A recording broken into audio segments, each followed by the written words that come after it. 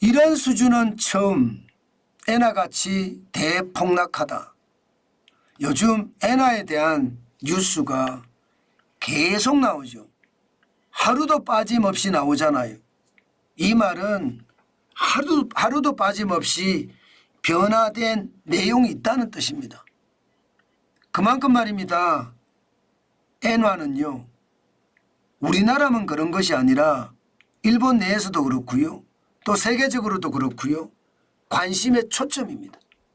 그 정도로 지금 엔화의 가치가 뚝뚝 완전히 급전직하하기 때문입니다. 여러분 이거 한번 보세요. 지금 엔화가 4월 26일입니다. 158.33을 기록했습니다. 달러당 158.33달러를 기록했다는 것, 당연히 역대 최고고요. 오죽했으면 최근처럼 이렇게 올라가는 속도가 이런 수준은 처음이다, 이런 표현까지 나오겠습니까? 그만큼 엔화가 가치는 급전직하고요, 환율은 쭉쭉 올라간다는 뜻입니다. 지금 158.33이라는 것은요, 1990년으로 돌아가야 됩니다. 4월 3일에 159.87을 기록한 적이 있거든요. 그때 이후로 지금 최저치입니다. 34년 만에 최저치란 뜻이에요. 엄청나죠. 예, 그만큼 달러에 대비해서 엔화의 가치가 왕창 무너진다는 뜻입니다. 와, 이게 예상했던 거하고는 굉장히 다릅니다. 아마 많은 사람들이 예상하기는요, 엔화가 결국 가치가 또 올라갈 거다, 다시 말해서 환율이 떨어질 거다, 이렇게 예상했어요. 왜? 일본이 기준금리를 올렸으니까. 2016년 1월에 기준금리가 마이너스 0.1%였거든요. 이것을 2024년 3월 올해입니다. 0.1%까지 올렸습니다. 0%에서 0.1%까지 금리를 올렸는데도 이게 엔화의 가치 하락은 멈추지를 않았습니다. 그만큼 엔화는 가치가 계속 떨어진다는 거예요. 이것은 말입니다. 미국의 성장률이 계속 올라가기 때문이에요. 1분기에 1.6%가 떨어져서 경제 성장률이 최악이다, 이렇게 표현을 하지만요, 1.6%조차도 많다는 겁니다. 미국이 작년 3분기에 4.9%, 4분기에 3.4% 이렇게 성장한 것은 기적적인 성장이고, 미국의 경제 규모를 보면 1.6% 성장도 어마무시하다는 뜻입니다. 일본의 성장률이 높다는 것은 여러분, 일본의 금리 인하가 미국의 성장률이 높다는 것은 미국의 금리 인하가 더뎌진다는 이야기죠. 지금 미국의 금리 인하가 계속 더뎌질 가능성 굉장히 높습니다. 왜냐하면 소비자 물가 지수도 이게 생각보다 안 떨어지거든요. 핵심 개인 소비 지출 물가 지수도 2.8%입니다. 군원이라는 뜻이 기본적으로는 일시적인 요소가 있는 유가라든가 계절적인 요소가 있는 농산물을 빼고 계산한 값이거든요. 그런데 이게 2.8%니까 기본 물가 목표가 2%라고 생각을 하면 여전히 높은 수치거든요. 그러면 미국은요, 당분간 금리를 내리지 않을 겁니다. 5.5%의 금리를 계속 가져갈 거예요. 지금 이대로라면요, 6월에 금리 인하는 일단 없고요, 이제 7월도 금리 인하 없다, 9월도 금리 인하가 없을 수도 있다.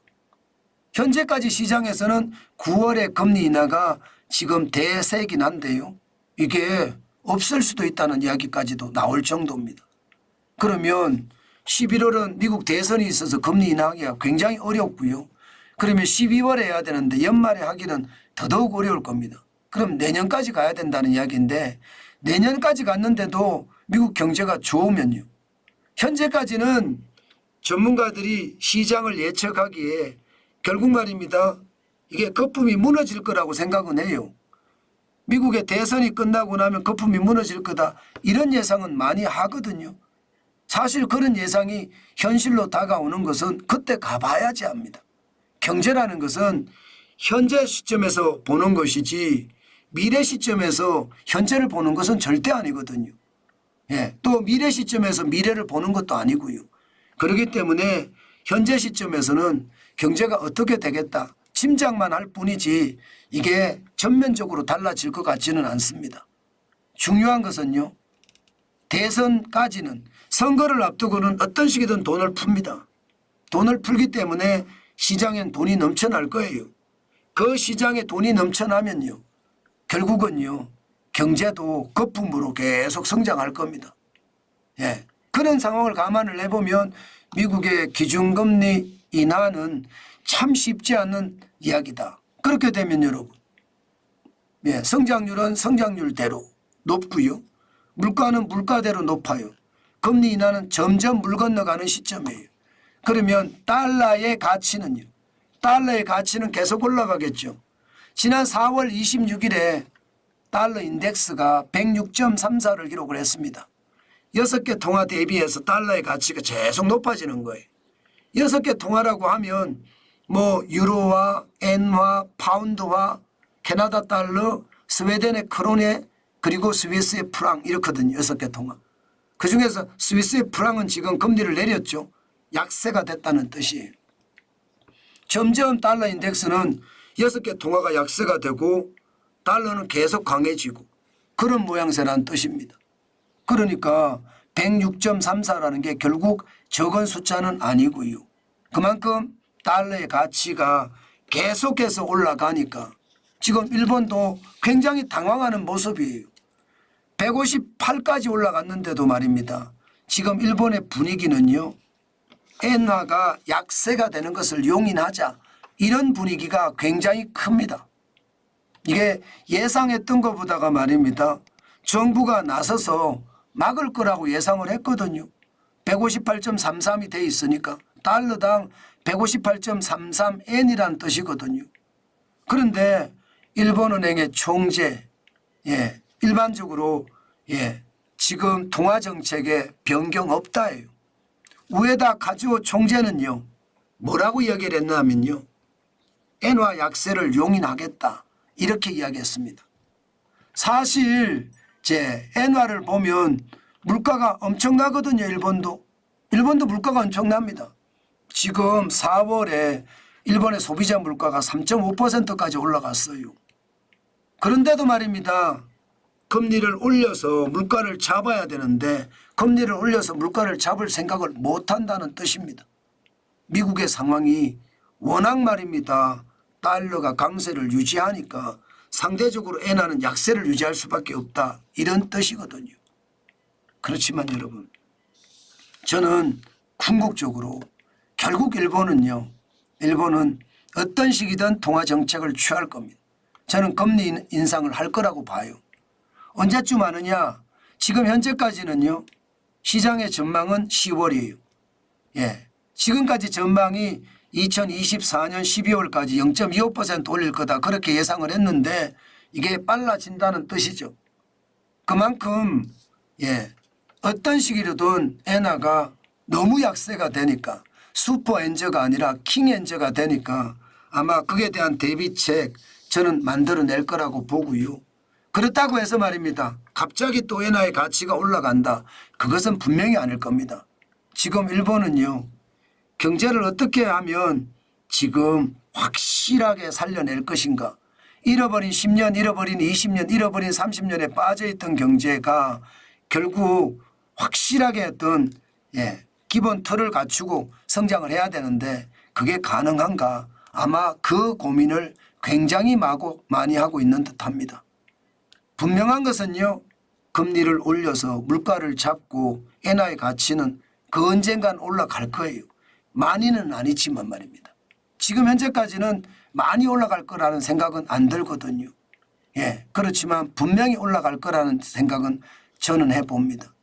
예, 그래서 이제 저는요 엔화가 지금 보시면 100엔당 869.23 원까지 떨어졌거든요. 869점이에요. 그러면 2024년 1월 2일에 864.9원까지도 있네요. 이제 최저로 내려갈 수도 있다는 뜻입니다. 그러면 2008년 1월 1일에 836.6일까지도 내려갈 수 있다는 뜻인가요? 지금 얼마나 내려갈는지는 솔직히 아무도 모릅니다. 분명한 것은요. NY 가치가 달러에 대비해서 떨어지는 건 사실이고요. 상대적으로 원화의 가치는 NY 가치에 비해서 높다. 이런 뜻입니다. 더 많은 원화를 주고 엔화를 사는 것이 아니고 더 적은 원화를 주고 엔화를 사는 거니까 이게 그만큼 원화의 가치가 강세라는 뜻이거든요. 저는 계속해서 원화가 강세를 유지하리라고 생각하지 않습니다. 저는 그래서 하루에 만 엔씩 엔화를 샀거든요. 생각했던 것보다 저도 엔화를 지금 많이 샀습니다. 앞으로도 조금씩은 계속 살려고 생각합니다. 그만큼 엔화의 상황은 지금 폭락했다, 대폭락했다 이렇게 생각이 든다는 뜻입니다. 자, 우리가 이렇게 엔화 가치가 떨어졌을 때 항상 고민해야 될 것이 더 많이 살 것인가 아니면 여기서 스톱할 것인가 그런 고민을 굉장히 많이 하잖아요. 저는 고민할 필요 없다 이렇게 생각합니다. 왜냐고요? 엔화의 가치는 결국 올라간다는 저는 그런 생각을 하거든요. 때문에 말입니다. 내가 가진 여윳돈으로 분할 매수를 하신다면 조금씩 말입니다. 그것은요. 저축을 해놓는 것보다 나을 수도 있다. 제가 그 말씀 꼭 드리고 싶고요. 중요한 것은요. 엔화로 돈을 많이 벌고자 그렇게 생각하지 마시고요.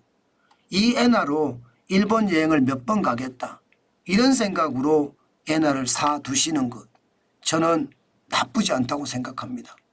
그만큼 지금은요. 엔화가 가치가 굉장히 많이 떨어졌어요. 이때를 계기로 엔화를 좀 사놓는 것도 나쁘지 않다. 그렇게 말씀드리고 싶습니다. 물론 모든 투자는 내 책임 하에 해야 되겠죠.